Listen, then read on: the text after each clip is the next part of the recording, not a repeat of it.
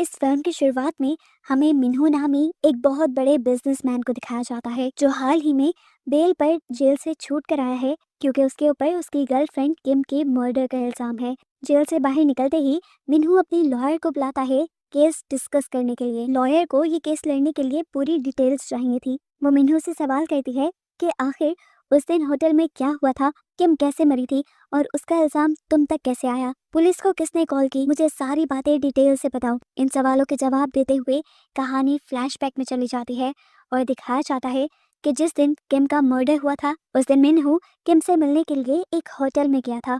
मिन्हू ने बताया कि वो और किम तो बातें कर रहे थे कि अचानक मिन्हू ने इस होटल के बाहर पुलिस को देखा। मिन्हू ने कहा कि मैं घबरा गया था, मैं बस उस जगह से भागना चाहता था, लेकिन इससे पहले कि मैं वहां से चला जाता उस जगह पर कोई आदमी आ गया। उसने मेरे सर पे हमला किया जिससे मैं बेहोश हो गया। जब मैं होश में आया तो मैंने देखा कि किम वहाँ रूम में नहीं थी। मैं वॉशरूम में गया तो वहाँ किम की लाश पड़ी हुई थी। इससे पहले कि मैं कुछ समझ पाता पुलिस कमरे में आ गई और उन्होंने मुझे ही किलर समझ के अरेस्ट कर लिया। सीन प्रेजेंट में आते हैं। लॉयर मिन्हू की बात करते हुए कहते हैं, तुम 100% सच नहीं बोल रहे हो मिन्हू, मैंने पुलिस की फाइल भी देखी है और सारी इन्वेस्टिगेशन रिपोर्ट भी ली है। उस कमरे में किसी भी तीसरे इंसान के होने का कोई साइन नहीं था। मुझे प्लीज सच बताओ, जो तुम छुपा रहे हो मुझे वो सब भी जानना है। मिनू काफी देर खामोश रहता है। तब लॉयर उसे एक लड़के की पिक्चर दिखाते हैं और उससे पूछते हैं, क्या तुम इस लड़के को जानते हो, ये कुछ दिन पहले गायब हुआ था। पहले पहले तो मिनू ने इस पिक्चर को देखकर साफ उसे पहचानने से इनकार कर दिया, लेकिन जब लॉयर ने उससे कहा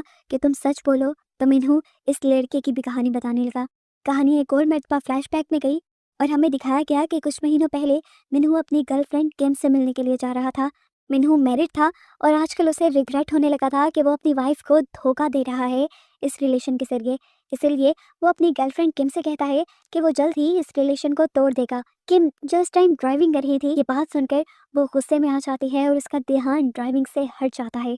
सामने से आने वाली गाड़ी भी उसे नजर नहीं आती। इससे पहले कि इन लोगों का एक्सीडेंट हो जाता, किम जल्दी से अपनी गाड़ी को ड्रिफ्ट करते हुए दोनों कार्स को टकराने से बचा लेती है। ऐसा करके उन्होंने अपनी गाड़ी तो संभाल ली थी, लेकिन सामने वाली गाड़ी का एक्सीडेंट फिर भी हो चुका था। किम और मिन्हू ने जब बाहर निकल के देखा तो दूसरे आदमी की गाड़ी बिल्कुल डैमेज हो चुकी थी। किम ने आगे बढ़कर दरवाजा खोलकर चेक किया। गाड़ी में जो लड़का था उसकी मौत हो चुकी थी और ये लड़का कोई और नहीं बल्कि वही पिक्चर वाला लड़का है जिसके बारे में लॉयर मिन्हू से सवाल कर रही थी। इस लड़के का नाम हान था। मिन्हू बताता है कि उस लड़की की मौत को देखकर मैं बुरी तरह घबरा गया।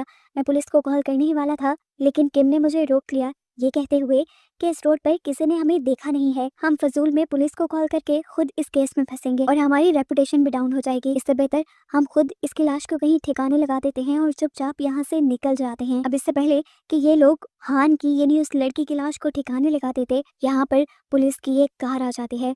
पुलिस की कार को देखते हुए मिन्हू दोबारा घबराया, लेकिन किम नहीं घबराई। पुलिस ने यहाँ आकर जब एक्सीडेंटल कार को देखा तो उन दोनों से पूछा कि क्या मसला हुआ है। किम ने बड़े आराम से झूठ बोल दिया कि कुछ नहीं, बस हम दोनों का एक्सीडेंट हो गया था और हमने मामला आपस में सुलझा लिया है। यानी उसने पुलिस के सामने ऐसा प्रिटेंड किया था कि सामने वाली कार जिसका एक्सीडेंट हुआ है वो हान की नहीं बल्कि मिन्हू की कार है। पुलिस के सामने उन्होंने अपनी कार इंश्योरेंस कंपनी को भी कॉल की, जिससे पुलिस को बिल्कुल शक नहीं हुआ और पुलिस वाले वहां से चले गए। पुलिस के यहाँ से जाते ही अब किम मिन्हू से कहती है, तुम यहाँ से चले जाओ, तुम चाहते थे ना हमारा रिलेशन खत्म हो जाए, आज से तुम्हारा और मेरा रिलेशन खत्म हुआ। यहाँ जो हुआ ये एक सीक्रेट है जो हम दोनों के दरमियान रहेगा, बिल्कुल इसी तरह जिस तरह हमारा रिलेशन सीक्रेट रहा। जाते हुए तुम हान की कार को यहाँ से ले जाओ।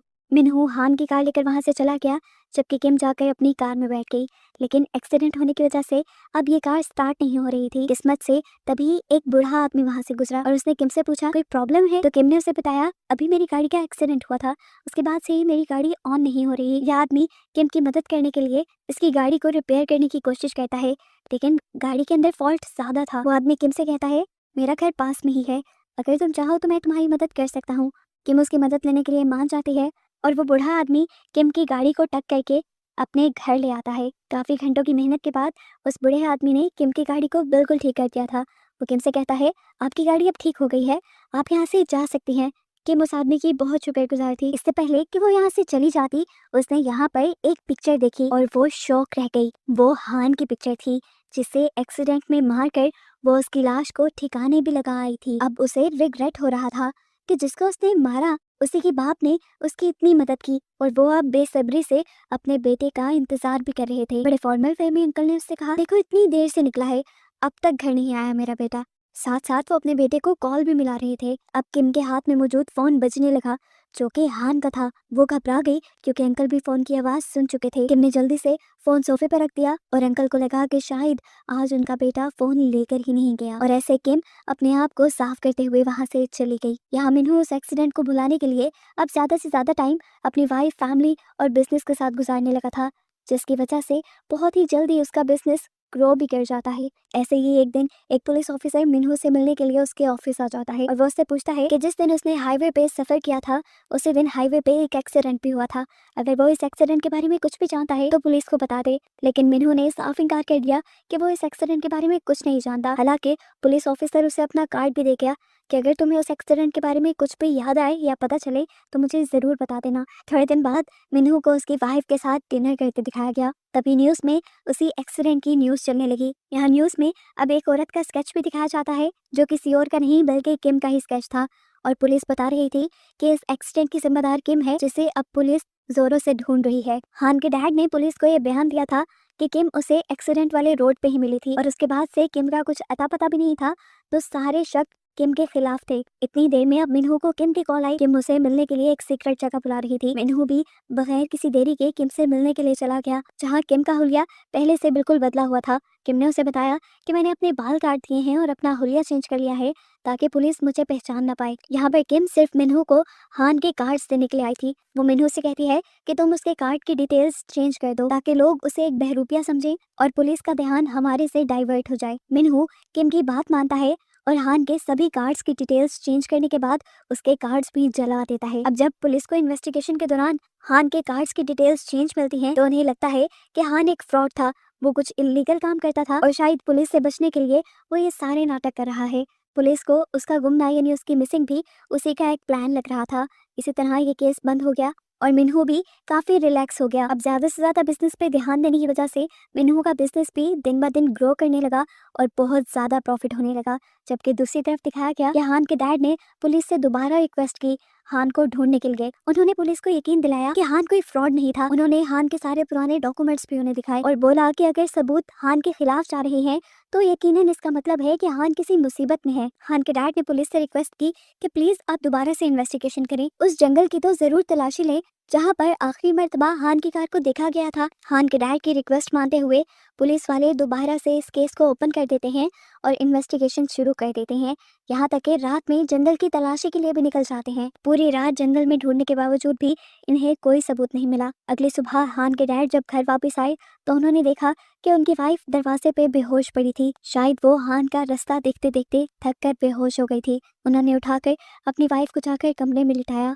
अब वो थक चुके थे इस सब चीज से। उन्हें अपनी वाइफ की हालत देखकर बहुत ज्यादा दुख हो रहा था। सीन्स अब दोबारा प्रेजेंट में आए और हमें मिन्हू को लॉयर के सामने बैठा दिखाया गया। मिन्हू ने लॉयर से कहा कि जिस दिन किम का मर्डर हुआ था उस दिन मेरे और किम के अलावा उस कमरे में हान के डैड भी मौजूद थे, जिन्होंने पहले मुझे बेहोश किया और फिर किम को मार दिया क्योंकि वो अपने बेटे की मौत का बदला लेना चाहते थे। लॉयर पूछती है कि आखिर उन्होंने केस में फिर तुम्हें क्यों फंसाया? तब मिन्हू कहता है क्योंकि मैंने सच नहीं बोला था, इसीलिए उन्होंने मुझे मारा तो नहीं लेकिन मुझे जेल भेजकर मुझे मेरी गलती का एहसास जरूर दिलाया। यहाँ पे मिन्हू लॉयर को ये भी बताता है कि इस सब में हान के डैड के साथ साथ हान की मॉम भी इन्वॉल्व थी, जिन्होंने हान के डैड के कमरे से निकलते ही पुलिस को कॉल कर दी और मुझे पकड़वा दिया। लॉयर की सारी कहानी सुनकर उठ खड़ी हुई और उसने मिन्हू से कहा, तुमने जो स्टोरी सुनाई है वो बिल्कुल अलग है। असल स्टोरी अब मैं तुम्हें बताती हूँ। कहानी एक और मर्तबा फ्लैशबैक में चली जाती है और हमें दिखाया जाता है कि असल में जिस दिन हान का एक्सीडेंट हुआ था उस दिन कार किम नहीं बल्कि मिन्हू खुद ड्राइव कर रहा था। उसने अपने रिलेशन को खत्म करने की जो भी कहानी खड़ी थी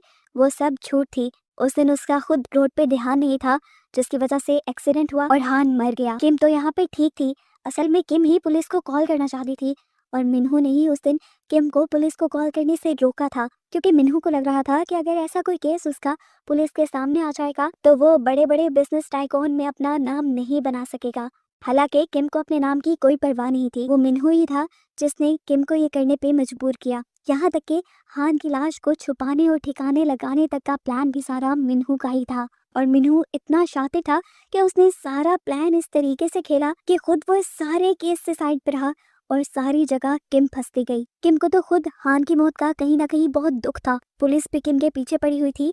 किम को उन दिनों अपनी आइडेंटिटी भी छुपानी पड़ी, अपना काम भी छोड़ना पड़ा, लेकिन उसके बावजूद उसका दिल नहीं मान रहा था सारी सच्चाई छुपाने का। उसने आखिर एक दिन हान के डैड को कॉल करके सारी सच्चाई बता ही दी।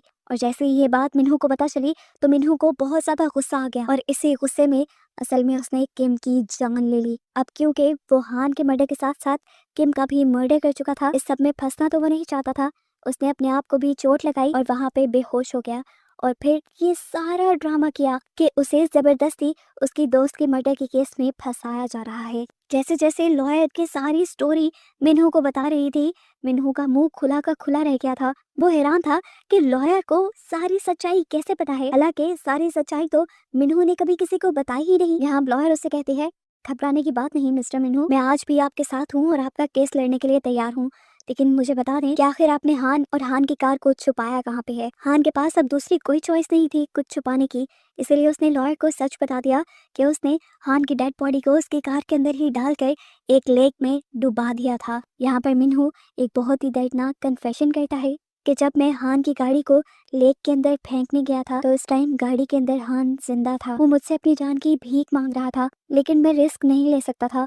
अगर मैं उसे छोड़ देता तो मेरे पे केस बन जाते, इसीलिए मैंने उसे जिंदा ही पानी में फेंक कर मार दिया। मिन्हू की ये बात सुनकर तो लॉयर भी शॉक हो जाती है, क्योंकि ये बात उसे नहीं पता थी कि जब मिन्हू ने कार को लेक में डाला तो तब हान जिंदा था। उसे तो यही लगता था कि एक्सीडेंट में ही हान मारा गया होगा। लॉयर अब ये सोच रही थी कि मिन्हू कितना ज्यादा संदिल है, अपने वफात के लिए उसने एक लड़के को मार दिया। अब लॉयर ने उसके सामने एक मैप रखा और उसे कहा कि मार्क करो वो जगह जहाँ पर तुमने हान की कार को धक्का दिया था। मिन्हू ने भी पेपर उठाकर वो जगह मार्क कर दी। मार्क करने के बाद लॉयर ने वो पेपर उठाया और अपना सामान इकट्ठा करने लगी। सामान इकट्ठा करने के बाद उसने मिन्हू से कहा, मिस्टर मिन्हू, मैं आपका केस नहीं लड़ सकती क्योंकि आपने मेरे से बहुत बड़ी सच्चाई छुपाई है कि वो लड़का तब जिंदा था जब आपने उसको छुपाया। ये कहकर वो उसके घर से बाहर निकल गई और अपनी कार स्टार्ट करके वहां से जाने ही लगी कि तभी उसकी कार का टायर वहां किसी खड्डे में फंस गया। उसकी कार अब आगे चल नहीं रही थी। बाहर मौसम भी इतना खराब था कि अगर बाहर रुका जाता तो शायद उनकी मौत ही हो जाती। मिन्हू यहाँ उससे कहता है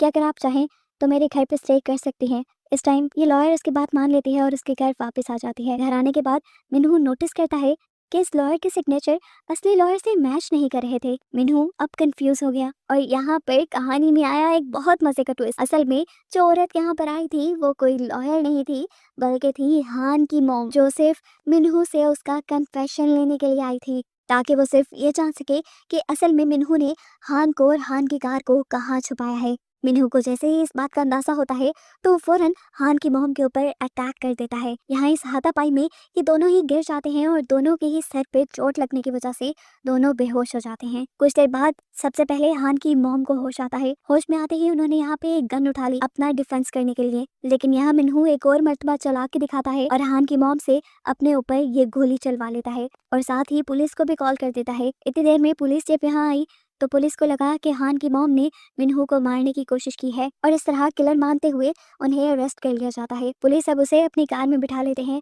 कार में बैठते ही वो पुलिस ऑफिसर्स को सारी कहानी बता देती है और मिन्हू का कन्फेशन दे देती है। साथ ही साथ उसने पुलिस को वो लोकेशन भी दी थी जहाँ पर हान की लाश को ठिकाने लगाया था मिन्हू ने, और ये लोकेशन उसने मिन्हू से ही पता करवाई थी। उसकी बात मानते हुए पुलिस दोबारा इन्वेस्टिगेशन शुरू करती है और जब उस जगह की छानबीन होती है तो वहाँ से हान की कार के साथ साथ हान की डेड बॉडी भी मिल जाती है, जिससे बात अब साबित हो गई थी कि असली किलर कोई और नहीं बल्कि मिन्हू ही है। मिन्हू जो कि अभी तक जिंदा था, उसे अब पुलिस ने अरेस्ट कर लिया और हान की मॉम को छोड़ दिया गया। मिन्हू का करियर तो अब पूरी तरह तबाह हो चुका था और वो अभी तक सिर्फ इस बात पे हैरान था कि ये सब दो बूढ़े लोगों की वजह से हुआ था, जिन्होंने उसके खिलाफ एक बहुत बड़ी प्लानिंग की। ना सिर्फ उसके जरिए अपने बेटे का पता करवा लिया, बल्कि उसको भी पूरी जिंदगी के लिए जेल भिजवा दिया। वो दोनों मिलकर अपने बेटे की मौत का बदला मिन्हू से ले चुके थे। अब मिन्हू जानता था कि वो पूरी उम्र जेल में सड़ेगा,